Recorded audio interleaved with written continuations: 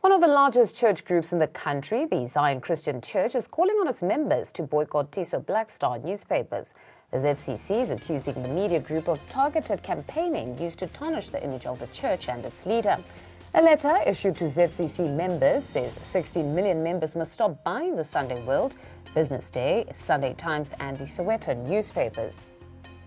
The boycott follows a Sunday World report that ZCC leader Bishop Barnabas Lekganyane is facing arrest for contempt of court.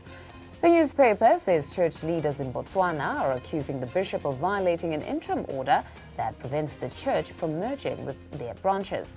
The ZCC says the story is motivated by commercial reasons for a newspaper experiencing falling sales.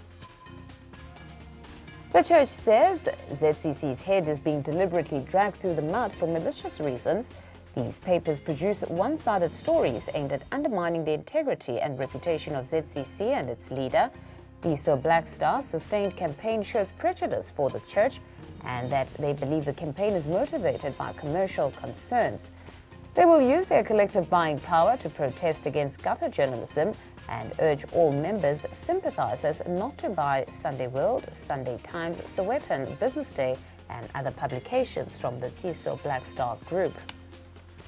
I think it has been many years that we suffered, the defamation as handed down to us by the newspaper Sowetan. And this time we were really surprised when we come across yet a Sunday World that came up with 2 or 3 conservative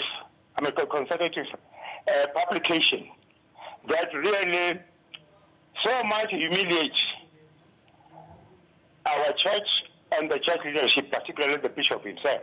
What they're really looking after is nothing else but that they should be able to improve their sales.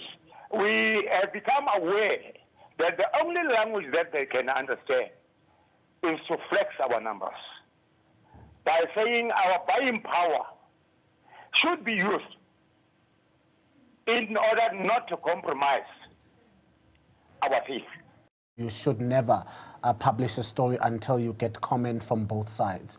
If they had spoken to the bishop or the bishop's spokesperson or the church, if in fact this story has a victim, does the victim have a name? Have they interviewed the victim?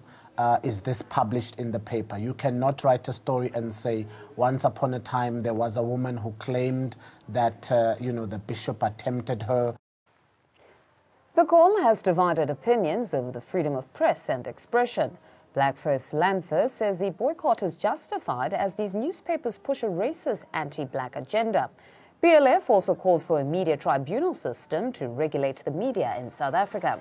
Others question the ban, saying the church should have approached the press ombudsman with their complaint. The majority of black people in South Africa, and especially Africans, have to put their collective foot down and say enough is enough. We are not going to be treated like this. We are not going to be given this kind of negative and biased reporting. I think the ZCC in its response is doing what is reasonable, and that is to say to its members, if we get treated with disrespect, let us respond by calling on you to use our purchasing power, which is also a democratic right, and not to buy the product that you produce. White mainstream media in the country pushes an agenda of racism and protection of white monopoly capital. We must have an independent media tribunal because the press ombudsman in itself, the people who sit there, how it is run, it has a clear agenda of attacking anyone who does not follow the London-sponsored agenda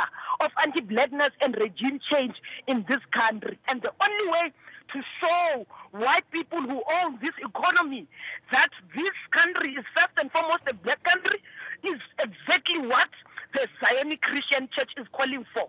To say these newspapers, they are pushing an agenda of fake news. Then why should we continue consuming their lives as the black majority?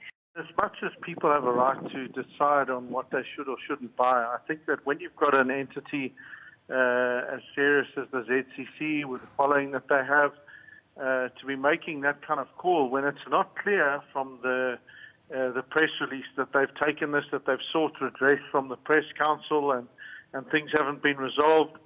To sort of just go to that step seems to be a bit extreme on an initial glance.